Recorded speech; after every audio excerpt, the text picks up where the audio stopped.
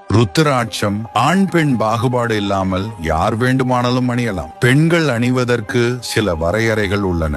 ருத்திராட்சம் அணிபவர்கள் அதை வாரத்திற்கு ஒரு முறையாக பூஜை செய்து பின்பு அணிந்து கொள்வது உத்தமம். குறிப்பாக பிரதோஷம் அல்லது சிவபெருமானுக்கு பிடித்த நாளான திங்கட்கிழமைகளில் பூஜை செய்து அணிவது நலம். ஒரு சுத்தமான தாம்பூலத்தட்டில் ஒரு வெற்றிலையை வைத்து அதன் மீது உத்திராட்சத்தை வைத்து சந்தனம், பன்னீர், விபூதி, பால், வில்வம் ஆகியவற்றை கொண்டு அபிஷேகம் செய்து வழிபட வேண்டும். அபிஷேகம் செய்வதற்கு முன்பு உத்திராட்சத்தை ஒரு நாள் முழுக்க சுத்தமான பாலில் ஊற வைத்து அதன் பின்பு முறையாக பூஜை செய்து அணிந்து கொண்டால் நேர்மறை சக்திகள் நமக்கு கிடைக்கும்.